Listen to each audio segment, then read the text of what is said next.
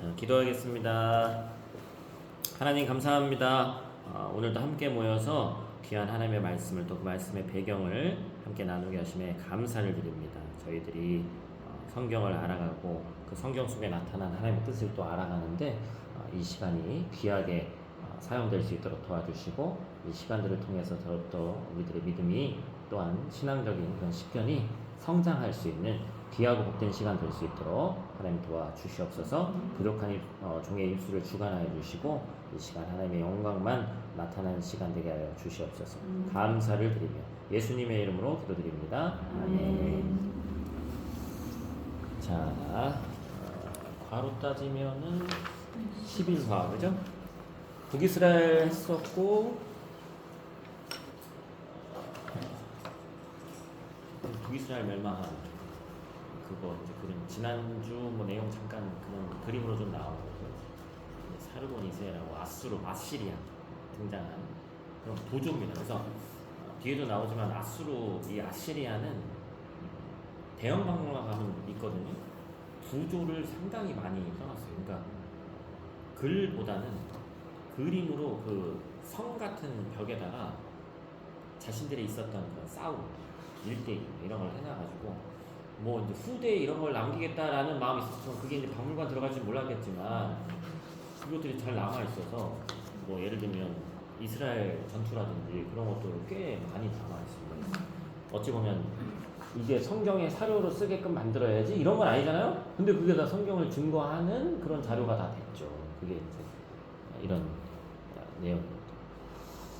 자, 이건 제가 자주 쓰는 표현 중에 하나죠. 이방인들이 그렇게 생각해봐요. 율법 중에서 나중에 나올 얘기들인데 앞부분에 다 했던 얘기 되겠습니다.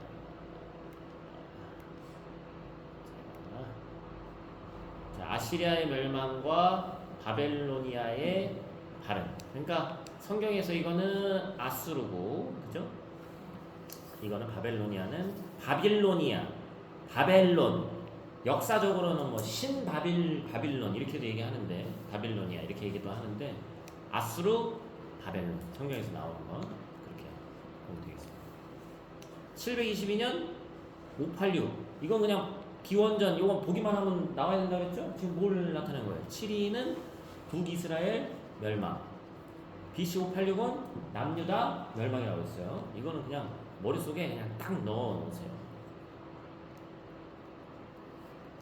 자, 주전 8세기 말에 남유다의 상황은 어땠느냐? 아수르라는 나라가 이제 점점 중흥하면서 이제 그 세력이 쭉 내려오는 것을 얘기하는 거예요. 주전 8세기니까 700년 뭐 이런 데 이제 얘기하는 거예요. 근데 이때 당시에 남유다의 왕이 누구였어요? 아하스라는 왕. 그리고 아하스 다음이 히스기야예요. 그러고 나서도 므낫세 뭐 이러면서 이제 꽤 진행이 되다가 그러고서도 한 100년 이상 거의 뭐 몇십 년 이상 진행이 되죠. 그러다가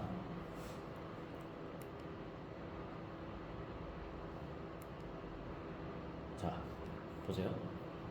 아하스라는 왕이 우리나라는 그 역사를 배우면 다른 나라도 마찬가지고 어찌 보면 비겁하다라고 역사학자들은 얘기하는 사람도 있고 평가를 잘하는 사람들이 있는데 선조가 임진왜란을 이제 하거든요.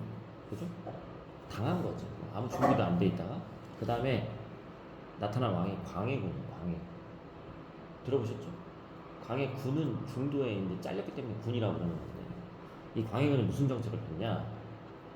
이제 중국에서도 여러 나라들이 일어나다 보니까 우리가 힘이 없잖아.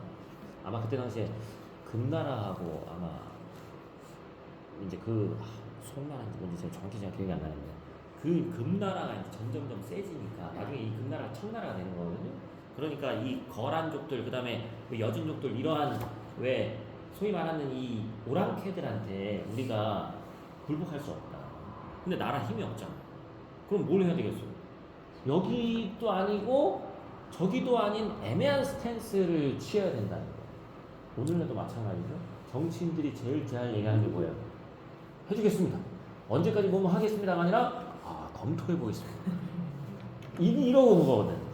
이것도 정치도 똑같잖아요. 지금 힘이 없으니까 남유다가 선택을 해야 되는데 친아시리아를 할 것이냐 아니면 이쪽에 이제 요쪽 지역 레반트 지역이죠. 자기네들끼리 동맹을 맺었단 말이에요. 그래서 여기에 속할 것이냐 아니면 아수르한테 붙을 것이냐 이제 선택을 해야 되는데 이 아하스라는 왕은 이방 민족에게 붙는 거를 하나님 제일 싫어하신다고 했잖아요. 근데 그 정책을 펴지. 그러면 이방 나라에다가 붙는다는 얘기는 뭐까지 들어오는 거예요? 우상 숭배가 들어오는 거지. 이건 어쩔 수가 없는 거예요. 왜냐면 문화적인 거에 이제 계속해서 침해를 받게 돼 있으니까 그것들이 이제 들어오는 거죠. 그래서 이제 그쪽 아수르 왕에게 아까 사르곤 2세 뭐 그런 왕한테 써가지고 뭐예요? 나는 당신의 신복, 당신의 아들입니다. 굴복하면서 막 이제 편지 보내고 당신들에게 발바닥에도 닦겠습니다. 이제 이런 얘기하고 하는 게 이제 이 아하스 때. 그런데 이제 뒤로 넘어가면서 히스기야 때가 오는데 이 연도가 사실은 딱 이게 겹치지 않아요. 왜냐면 아버지 아하스 때 그다음에 히스기야로 넘어가면 섭정이라는 섭정. 뭐예요? 우리나라도 딱 보면 왕이 무슨 영화였지? 그것도 광해였나? 뭐 그런 거 하여튼 그 섭정하는 그런 게 나오죠. 예를 들면 왕이 있는데 그 옆에 예를 들면 세자를 앉혀놓거나 아니면 거꾸로 뒤에 상황이 뒤에 앉아가지고 다 조절하고 막 그런 장면 나오잖아요. 그런 비슷한 그런 시대입니다. 그래서 날짜가 사실은 좀 이것보다도 아니고 더 겹쳐요. 그런데 히스기야 때 친아시리아는 유지를 처음에는 하긴 하는데 뭘 또 같이 하냐? 성전 정결, 우상 제거를 같이 합니다. 그러니까 소위 말해서 이제 종교 개혁을 같이 하는 거죠. 여기서 이제 방금 전에 요아스는 악한 왕, 지금 히스기야는 선한 왕 이렇게 표시했지만 이건 선한 일을 잠깐 했다는 거지. 히스기야도 나중에 가서 또 타락하긴 합니다만 어쨌든 자 그런데 사르곤 막 불꽃 터지네. 사르곤 2세가 사망하면서 뭐 할 수 있게 된 거예요? 소위 말하는 이 세력이 약해진 틈을 타서 이제 한번 뒤집을 수 있는 기회를 이 히스기야 때 얻은 거죠. 그런 배경이에요. 기회다. 그래서 이제는 반아시리아로 전환을 합니다. 그러면서 뭘 하냐? 성벽 공사를 하고 터널 공사를 합니다. 잘 들으셔야 될 게 하나님은 이건 그냥 저 개인적인 생각이에요. 하나님은 토목 공사를 좋아하실까요? 별로 안 좋아하실까요? 응? 어떠실 것 같아요? 기본적으로 성경에 나오는 토목공사에 대한 이야기가 나오면 그 다음 다 부정적인 얘기예요. 중세시대도 마찬가지죠? 특히나 고딕양식 같은 거 보세요. 얼마나 부쩍부쩍 어떻게 하면 조금이라도 더 높이 올라갈까 했는데 과연 우리도 프라 성도 있고 비투스 성당도 있고 다 있지만 저걸 보면서 하나님이 좋아하셨을까? 지금 저걸 지어도 인명사고도 날 수 있고 쉽지 않은데 그때 당시의 기술로 이런 걸 짓는다는 것은 결코 쉬운 일이 아니죠. 그러면 히스기야도 지금 여기 선한 왕으로 묘사되고 있지만 뭐예요? 인간적인 방법. 그러니까 그럼 무슨 그냥 가만히 있으라는 얘기입니까? 그건 당연히 아니지. 근데 하나님이 원하시는 방법이 있는데 지금 뭐예요? 자꾸 자기들이 어떤 정치적인 걸로 모든 걸 풀어가려고 하고 있거든. 그러니까 아버지 아하스하고도 사실은 크게 다를 바가 없어 보이는 거예요. 그나마 선한 일을 했기 때문에 성경에서 굳이 나누자면 악한 왕, 선한 왕 이렇게 나누고는 있지만 이게 그냥 어떤 정치적 상황, 환경 그런 스탠스를 취하는 상황에서 나오는 거기 때문에 그래서 이게 성벽을 만들고 복원하는 건데 이런 식으로 이게 이제 터널이에요. 터널. 기온샘에서 그 예루살렘 성 밖에서 기온샘에서 실로암으로 들어가는 약 550m 되는 그 터널을 뚫죠. 그러면 그 시대에 저런 터널을 뚫었다는 것은 어땠겠어요? 제대로 뚫었겠어요? 무너지고 사람 죽고 아주 쌩 난리가 나는 거거든요. 네? 자, 한번 읽어볼까요? 이거? 미가서 3장 1절 말씀. 이때 당시 이제 다 활동했던 저기들이니까 내가 또 이르노니 야곱의 우두머리 너희가 이스라엘 속의 통치자들아 들으라. 정의를 아는 것이 너희의 본분이 아니냐. 너희가 선을 미워하고 악을 기뻐하여 내 백성의 가족을 먹이고 그 뼈에서 살을 뜯어 그들의 살을 먹으며 그 가죽을 벗기며 그 뼈를 꺾어 다지기를 냄비와 속 가운데에 담을 고기처럼 하는구나. 뭐예요? 인생을 제대로 살펴야 되는데 살피지 않고 건축이나 그런 거를 하면서 계속해서 이제 얘기하는. 그래서 뭐라고 했어요? 이름 여호와만이 구원시다라는 이름 갖고 있는 사람 지난주에 얘기했잖아요. 뭐예요? 이사야 선지자가 이때 나와가지고 이런 얘기하고 이렇게 하면 안 된다. 다른 걸 의지하면 안 된다. 하나님만 바라봐야 된다. 그래서 이사야가 6장에 이 소명 받은 그 장면이잖아요. 그래서 뭘 본 거예요? 내가 오늘 주께서 높이 들린 보좌에 앉으셨는데 그의 옷자락은 성전에 가득하였고. 이 찬양이 아마 지극히 높은 보좌에 그게 아마 배경이 그걸 나 지성소로 들어갑니다. 그거 찬양이 아마 이거 배경을 하는 거예요. 그래서 결국에는 하나님만이 온 세계를 덮으시고 이거는 이제 천국 하늘나라의 모습을 본 거잖아요. 환상 가운데 이제 그것을 보면서 하나님만이 이것을 좌지우지할 수 있다 그 얘기를 하는 건데 왕이 계속해서 다른 방법 쓰면 안 된다 이런 얘기를 하고 있는 거죠. 그래서 뭐예요? 환상을 보니까 천사가 내 명이라고 해야 돼? 내 말이라고 해야 돼? 동물의 얼굴이야 또 소, 뭐 그런 상징하는 독수리 막 그런 거 있잖아요. 그러니까 말이라고 하는 것도 약간 그럴 수 있는 건데 뭘 상징하는 거예요? 동서남북을 상징하는 거예요. 사방을 상징하고 있어. 그래서 하나님이 보좌를 보여주시고 보좌에서 온 세계를 굽어 살피시고 보시는데 그 영향력은 어디에 미친다? 온 인류의 동서남북에 미친다는 거예요. 그것을 이제 이사야 선지자가 얘기하고 있는 거예요. 근데 이제 말 그대로 신약 성경에 얘기하는 대로 뭐예요? 들을 귀 있는 자는 들으라지. 그냥 자기 마음대로 하고 싶은 사람이 뒤에는 세계의 경륜을 느끼죠. 그렇죠? 그래서 하나님의 세계 통치를 나타내는 거예요. 자, 그래서 이제 그 다음에 뭐 이런 왕 이름들은 성경에 제대로 나오지 않는 사람들은 그냥 이런 사람이 있었다고만 알아두시면 돼요. 이제 뭐예요? 센나케리브, 저도 뭐 이 사람 이름은 잘 모르는 사람이에요. 이제 아수르가 점점 이제 세력을 펼쳐 나가죠. 남유다에 와서 이제 이스라엘까지 이제 치러 온 거잖아요. 팔레스타인 북부, 동부 불복, 서부 해안 도시 초토화, 남유다 성읍 46개 한다. 그러니까 성벽 쌓고 물길 뚫고 한 게 의미가 있다 없다? 아무 의미가 없는 거야. 저런 강력한 힘 앞에 아무 의미가 없는 거지. 그래서 결국에 뭐 합니까? 이게 이제 라기스 전투. 이 전투 구조가 대형 박물관에 있어. 그래서 저런 박물관 갈 때는 성경 이야기를 좀 알고 가면 아는 만큼 보이는 거야. 근데 만약에 모르는 상태에서 보면 아유 그냥 잘 팠네. 이거 내게 있는 건 뭐예요 이거? 뭐 뭔지도 모르고 이거 공성전 하는 뭐 그런 거 위에 올라가서 탑 쌓고 이제 쏘는 거잖아요. 그런데 이제 이게 무슨 전투인지도 모르면 아유 저 옛날 고생했네 이러고 끝나는 거지. 근데 역사를 알고 성경 이야기를 알면 저게 저런 전투와 연관이 있는 그거였구나. 자, 왕하 19장 35절 그죠? 같이 있습니다. 이 밤에 여호와의 사자가 나와서 아수르 진영에서 군사 18만 5천 명을 친지라. 아침에 일찍 일어나 보니 다 소장이 되었더라. 그래서 결국에는 저 전투를 했는데 구조를 보니까 지들이 졌다고는 얘기를 안 하지. 이겼다는 기록이 없어. 그 얘기는 뭐예요? 졌다는 거예요. 근데 18만 5천 명이 가서 이 기세의 아수르는 남유다는 껌입니다. 껌. 그런데 성경의 이야기와 종합해 봤더니 아수르가 이때 당시에 지금 북이스라엘 멸망할 때 얘네도 멸망해야 돼. 근데 722년과 586이면 뭐예요? 거의 140년의 간극이 생기잖아요. 그 기간 동안 하나님이 남유다는 어쨌든 좀 다르다고 했죠. 다윗 왕조의 계보에서 끊이지 않게 하신다고 했잖아요. 그래서 결국에는 그 생명을 연장시켜 주시는 거죠. 그러면서 이제 결국에는 이렇게 다 망해가고 다 끝나가는 상황 가운데서 구원의 손길이 결국에는 임하는 거 아닙니까? 히스기야 때.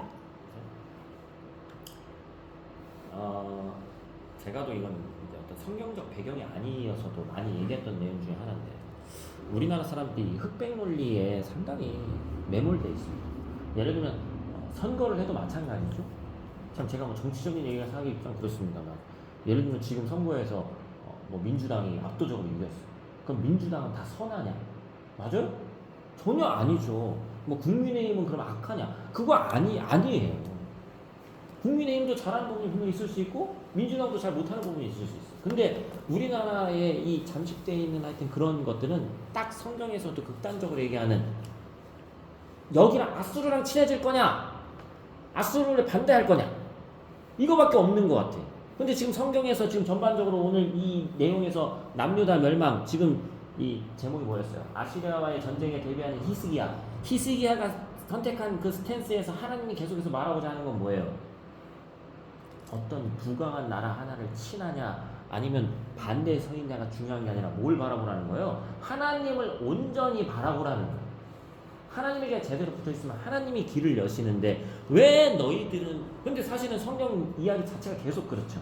뭐 우리가 지나온 사사기 내용도 마찬가지고 뒤에 가면 바벨론 이야기 나온 것도 마찬가지고 계속 하나님의 관점으로 바라봐야 되는데 이거를 인간적인 정치적 스탠스로 상황과 환경을 계속해서 바라보는 그것을 얘기하고 있는 거 아닙니까? 기껏 또 이렇게 해놨더니 계속 이제 또 계속 왔다 갔다 하는 거야. 그러니까 히스기야 때 그나마 조금 돌아섰는데 히스기야가 생명이 15년 연장되잖아요. 하나님이 연장시키셨는데 또 그때 또 타락합니다. 이게 참 인간이 아니 하나님한테 기도해가지고 인생이 15년이 늘어났으면 그 인생은 보너스 인생인데 하나님한테 그냥 진짜 딱 엎드려야지. 그런데 그래가지고 또 그 아들로 나왔는데 그 히스기야의 그 말년의 모습 본 아들 므낫세라는 왕은 이름이 또 비싼 사람이 많아요. 뭐 했어요? 지 아들을 인신제사로 드립니다. 이방 나라가 아니라 남유다에서 그랬다고. 남유다에서. 얼마나 타락한 거예요. 이게 참 인간의 타락은 가능할 수가 없어요. 이스라엘의 왕 아합의 행위를 따라 바알을 위하여 제단을 쌓으며 여러 민족보다 더 심하였다. 또 자기 아들을 불 가운데로 지나게 하며 점치며 신접한 자와 박수를 선임하여 몰렉에게 드렸다고 하거든요. 바알, 아세라, 가나 토착신을 인정. 이것은 이 므낫세라는 왕 때 일어난 일입니다. 이집트신 인정, 종교의 자유와 개방성의 인정. 뭐 되게 좋아 보이는 내용이지만 하나님으로부터 다 돌아섰다는 얘기잖아요, 그죠? 결국에는 왕하 24장 3절. 이 일이 유다에 임함은 이는 므낫세에 지은 모든 죄 때문이며. 그래서 이 또 악한 왕이 또 굳이 이건 뭐 하나님의 계획 안에 있으니까 우리가 뭐라 할 수 없어요. 통치를 55년이나 합니다. 그러니까 이때 그냥 거의 유다는 망했다고 보는 거예요. 이때 그냥 거의 끝났어. 그죠? 그래서 눈물의 선지자 또 이때 당시엔 누구예요? 눈물의 선지자 누구죠? 에레미야. 남유다는 뭐 하는 게 하나님 뜻이다? 망하는 게 하나님 뜻이다. 자, 에레미야는 인기 있었을까요? 인기가 없었을까요? 거짓 선지자들이 나와가지고 무슨 소리냐, 지금 하나님이 다시 우리를 또 살려내실 것이다. 그때 거짓 선지자들이 또 특세를 하는 거야. 근데 에레미야는 기도해보고 딱 보니까 이걸 망하는데 뭐 하기 위해서 망하는 거예요? 그렇지. 거꾸로 살리려고 망하는 거야. 왜냐면 이걸 쓸어버리지 않으면 마치 노아의 홍수처럼 심판이 임하지 않으면 자정 능력이라는 건 인간에게 죄송하지만 없어. 그래서 우리는 성경을 잘 모르는 사람들은 심판만 보이지만 그 심판 이후에 하나님의 사랑이 보여야 돼. 그렇게까지 또 구원을. 그래서 결국엔 몇 년 만에 돌아온다? 우리 배워서 다 알잖아요. 몇 년이에요? 70년 만에 다시 돌아올 것이다. 그래서 바벨론을 끌려가는 게 뭐예요? 바벨론 유수라고 했지. 유수가 뭐예요? 끌려가서 갇혔다는 뜻이거든요. 바벨론 유수로 결국에는 586년 그 처음에는 602년부터 1차, 2차, 3차에 걸려서 끌려가는 거예요. 에레미야. 네? 자, 그래서 이제 다시 앞에 보겠습니다. 그래서 그리스, 소아시아 이제 이렇게 있는데 아수르의 세력이 이제 이렇게 셌죠? 그런데 아수르가 최초의 정복을 저렇게 많이 한 나라라 전체적인 나라를 통치할 능력이 없어. 그래서 뭐 했냐면 다 그냥 뚝갑 했어. 그랬더니 각 지방에서 반란이 일어나는데 이게 요즘처럼 무슨 시스템이 돼 있는 것도 아니고 그러니까 아수르는 저 반란 때문에 치명상을 입어요. 그래서 생각보다 영원할 것 같던 나라가 오래 가지를 못해요. 그랬는데 이제 항상 그럴 때 또 이제 다른 나라에서 좀 뭐랄까 괜찮은 왕이나 지도자가 하나 또 나오죠. 응? 자, 죽고 응? 반란 막 일어나고 독립하고 이런 데서 일어납니다. 그런데 자 메디아 바벨론 연합군이 이제 득세를 해서 여기 지역에서 이제 이렇게 이제 얘네들이 이제 올라오기 시작하는 거예요. 이제 여기에. 그래서 아수르 지역을 이제 뺏는 거죠. 뺐습니다. 그랬더니 아수르는 이제 하란으로 도피해가지고 이집트의 구원을 요청합니다. 그래서 이제 이집트가 이제 올라오면서 하는데 굳이 또 이제 이스라엘도 거쳐오는데 이걸 또 막아보겠다고 이스라엘에서 무기또 전투에서 이 요시아는 그래도 좀 괜찮은 이 왕이라고 인정받았는데 여기서 모르겠어요. 왜 막았는지 모르겠어요. 이 이집트 올라오는 거를. 그래가지고 결국에는 이스라엘 왕이 또 죽죠? 이런 이제 배경이 있습니다. 그래서 이제 둘이 붙었는데 처음에는 뭐 거의 이제 뭐 무승부처럼 이제 이렇게 돼요. 그러다가 나중에는 이게 누구예요? 느부갓네살이 등장하죠. 성경에 어쨌든 이름 알린 사람은 대단한 업적을 쌓은 사람이니까 느부갓네살 2세가 등장하면서 결국에는 승리를 하죠. 그래서 이제 쭉 내려와가지고 이제 이스라엘 남유다까지 탈탈탈탈 이제 털려가지고 이제 끝나는 겁니다. 자, 눈물의 선지자 뭐예요? 터 가꾸고 사세요. 무슨 뜻이에요? 끌려가서 그 지역에서 터 가꾸고 거기서 살아나는 거예요. 결국에는 그런데 끝나는 게 아니라 우리의 미래는 그럼에도 불구하고 70년 뒤에 회복을 얘기했기 때문에 망하는 게 하나님 뜻이지만 희망이 있다 없다? 있다. 그 얘기를 예루살렘에서 예레미야가 마지막으로 한 얘기입니다. 그래서 이렇게 다시 뭐예요? 우리 이제 알죠? 보라 날이 이르리니 내가 이스라엘 집과 유다 집에 새 언약을 맺으려. 이 새 언약이 뭔지 몰랐지. 오늘 설교는 우리는 다 알죠. 뭐예요? 예수 그리스도까지 쭉 가는 거예요. 새 언약. 그죠? 곧 내가 나의 법을 그들의 속에 두며 그들의 마음에 기록하여 나는 그들의 하나님이 되고 그들은 내 백성이 될 것이다. 아브라함의 언약이 그대로 지금 몇천 년 지난대로 동일하게 유지되고 있는 거예요. 그 얘기를 다시 살리시겠다라는 말씀을 하는 거죠. 이게 하나님의 관점입니다. 자, 그래서 이제 1차, 2차, 3차 바빌로니아 포로 유수에 이제 관련된 내용이 쭉 등장하면서 그죠? 바빌로니아의 발음과 아시리아의 멸망 요거를 박 집사님 한번 읽어주세요. 선지자가 예언한 대로 바벨로니아는 아시리아를 상대로 독립전쟁을 일으켰고 소국들을 진압하느라 지쳐있던 아시리아는 바벨로니아에게 쉽게 함락당하고 말았습니다. 바벨로니아는 아시리아의 수도원들이 오래 함락시킨 뒤 도망친 전사들을 쫓아 갈브니스로 진격했는데 그곳에서 뜻밖의 이집트라는 의외의 적과 마주하게 됩니다. 이집트는 아시리아가 무너지고 곧 바벨로니아라는 나라가 새로이 패권을 쥐게 될까 두려운 마음과 자신들이 그 자리를 차지하고 싶은 마음만으로 고개를 이끌고 갈그니스로 올라온 것이었습니다. 이 과정에서 므낫세의 불을 이어 남유다를 다스리던 성군 요시아가 안타깝게 전사하고 납니다. BC 609년 갈그니스 전투는 결국 무승부로 끝이 났고 그로부터 4년 뒤인 BC 605년에 2차 갈그니스 전투가 발발하여 바벨로니아가 승리하게 됩니다. 바벨로니아는 그 뒤로 예루살렘으로 진격하여 충성 맹세를 받고 일부 남유다 백성들을 포로로 사로잡아 영국으로 데려갔는데 이것이 1차 바벨로니아 포로 유수입니다. 거기부터 이제 1차, 2차, 3차에 걸쳐서 끌려간 거예요. 그죠? 보세요. 느부갓네살. 그래서 이렇게 끌려가고, 응? 이렇게 끌려가서 뭘 보여주니까 바빌론은 아수르도 그랬지만 이 바벨론 지역은 오늘날로 하시면 그냥 이라크인데 뒤에 나오는 이제 바사 페르시아는 이란이에요. 그러니까 바벨론은 약간 이라크 쪽으로 보는 게 좋고요. 오늘날로 보면 페르시아는 이란이에요. 이란. 그래서 필사한 내용은 이제 뭐 신명기 이제 보시면 이제 그런 또 이스라엘의 어떤 뭐랄까 그 예언에 대해서 너희들이 하나님 떠나면 어떻게 될 것이다. 그 내용이 또 여기 다 나옵니다. 그건 이제 보시면 될 것 같고 900년 전에 이미 경고된 내용이죠. 그게 하나의 말씀 그대로 이어지는 거예요. 자, 이제 포로로 귀환하는 내용 보도록 하겠습니다. 586에서 537. 다시 누구가면서부터 자, 넘겨보세요. 78페이지. 이승현 씨, 바벨로니아 제3. 1, 2, 3차에 걸쳐 바벨로니아로 사로잡혀간 사람들은 어떻게 되었을까요? 흔히 포로 생활이라고 하면 손과 발이 묶인 채 강제 노역에 동원되는 장면을 연상합니다. 하지만 바벨로니아는 데리고 온 포로들을 양성하여 새로운 나라를 세우고 싶어 했습니다.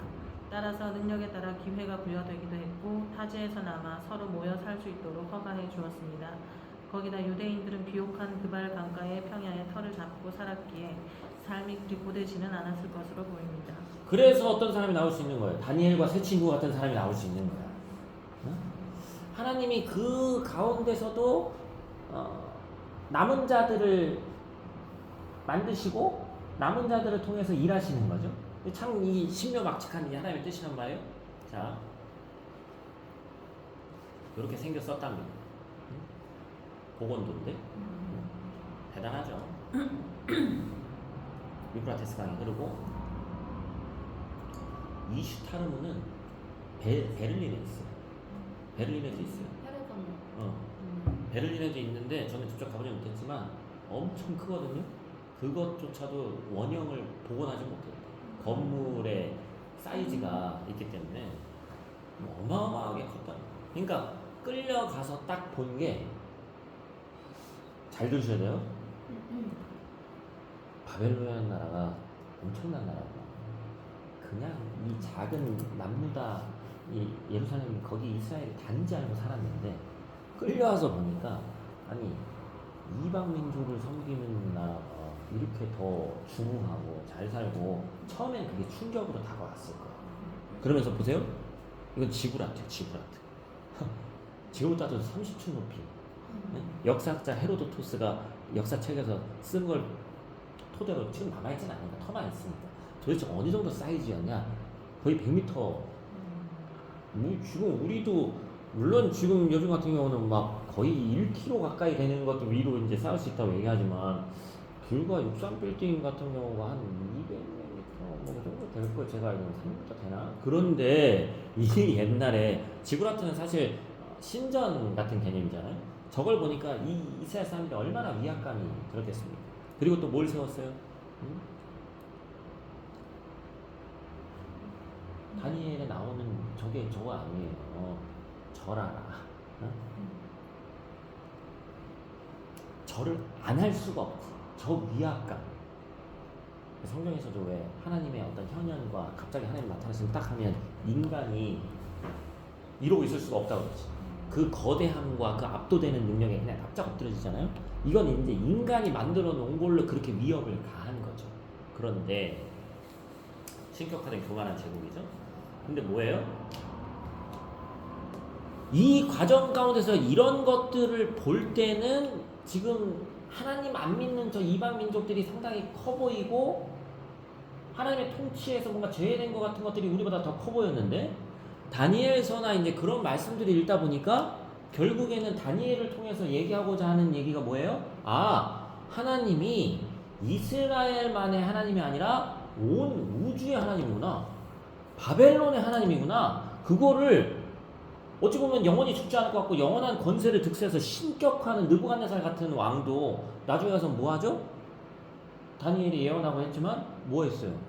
7년 전에 정확히 몇 년인지 갑자기 기억이 안 나는데 정신병에 걸려가지고 결국에는 막 왈왈거리고 짐승처럼 살다가 다시 돌아오고 그 다음에 꿈 해몽하는 것도 뭐예요? 꿈 해몽하는 것도 그런 내용이잖아. 아예 점성술사나 거기에 있는 사람들 이 바벨론에도 분명히 날고 기는 애들이 있었는데 뭘 얘기를 안 합니까? 꿈을 얘기를 안 해. 기억이 안 난다는 거예요.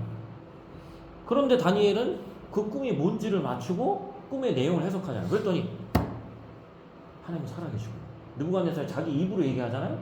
그러다가 또 그냥 저 왕궁이 올라가가지고 보라 내가 이룬 것들을 보라 하니까 자만하니까 또 갑자기 짐승처럼 살다가 그래서 그 일련의 과정을 통해서 다니엘서나 그런 말씀을 통해서 뭘 얘기하는 거예요? 포로기로 가서 처음에 봤을 때의 이스라엘 백성들의 마음은 야, 하나님의 통치에 벗어나 있는 사람들이 더 잘 나가고 잘 살고 더 위대한 걸 이룬 것 같구나. 그런데 다니엘서 말씀이 진행되면 진행될수록 뭐예요?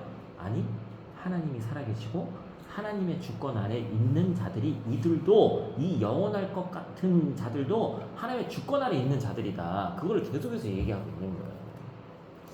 참 이게 재밌고 참 놀라운 거죠. 그래서 이제 뭐가 등장하는 겁니다.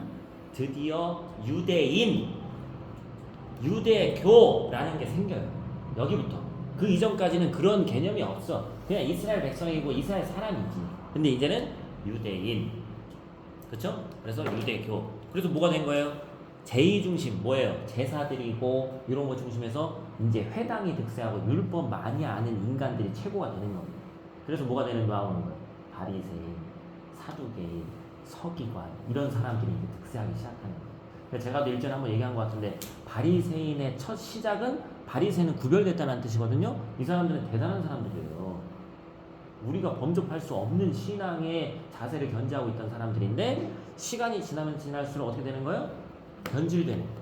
그래서 어떻게 옷 맞춰 입고 다니면서 팔랑팔랑 거리면서 시장에 지들은 회당에서 기도하면 되는데 시장에 나가지고 일부러 사람들 보는 앞에서 손을 뻗고 나는 거룩하다.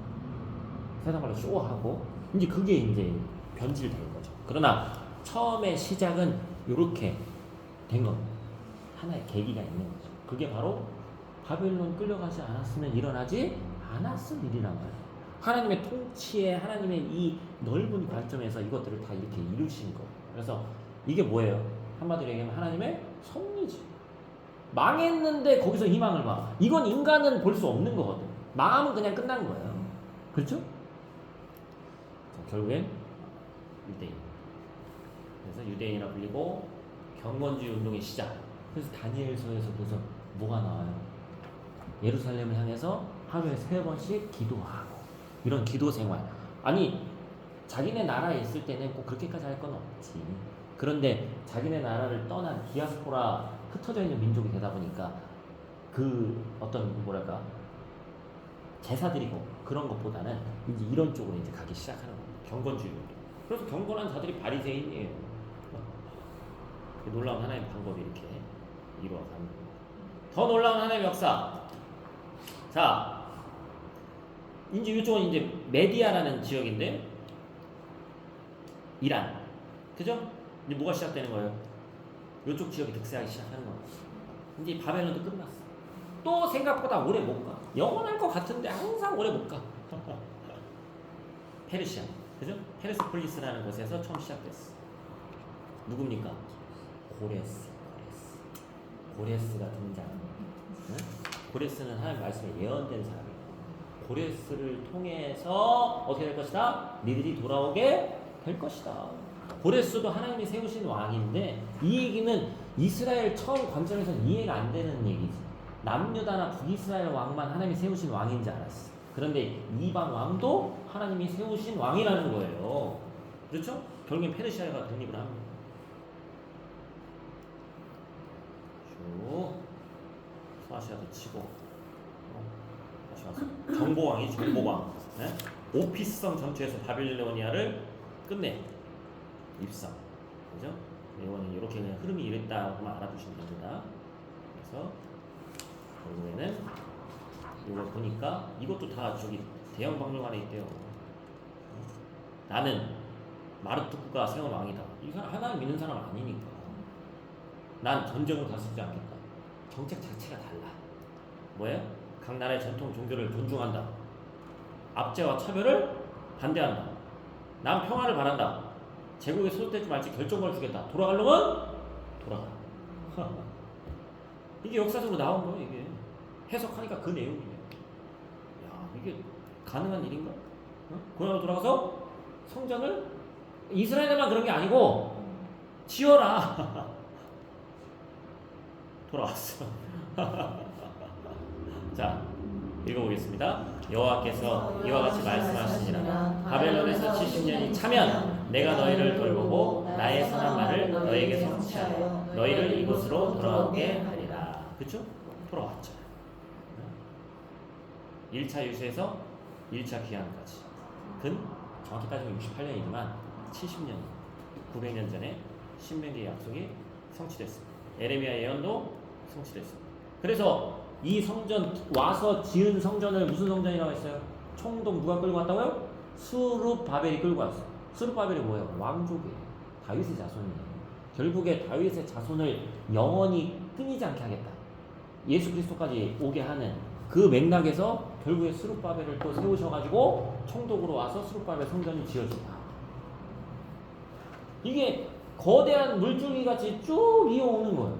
그러니까 사실은 이 말씀을 보면, 이렇게 공부하고 이 말씀을 보면 역사를 100% 우리가 역사하고 다 대비해서 볼 수는 없지만, 야, 어떻게 조시대에 또 저런 왕이 있어가지고 저런 정책을 펴가지고 저렇게 했지? 근데 그게 딱 맞아 떨어지는 게 하나님 말씀하고. 그래서 오히려 바벨론 포로 유수기 때 아까 말씀드렸잖아요. 제의 중심에서 말씀 중심이 되니까 구약 성경의 대부분이 바벨론 유수 시절에 쓰여집니다. 그게 아니었으면, 바벨론 유수 시절에 없었으면 우리가 갖고 있는 성경도 없을 뻔한 거예요, 사실은. 왜 그렇겠어요? 예를 들자면 출애굽기 같은 거, 물론 창세기도 마찬가지지만 출애굽기 같은 거, 역대기 말씀, 그런 것들이 그때 당시에 다 정립돼서 다 하나로 만들어지는데 왜 그렇게 되냐? 출애굽기가 지금 이 시대하고 너무 똑같아요. 그래서 광야에서 구원해낸 하나님을 이 70년간 억눌려 있으면서 그 하나님에 대해서 얘기하고 가르칠 수밖에 없어요. 그래야 희망이 보이니까. 그래서 그 내용을 보면서 역사는, 하나님의 역사는 뭐 하는구나? 계속 반복되는구나를 알 수 있어요. 끝났어. 먼저 우리 뭐 할 게 있으면 연락드릴게요. 오늘은 여기까지. 네.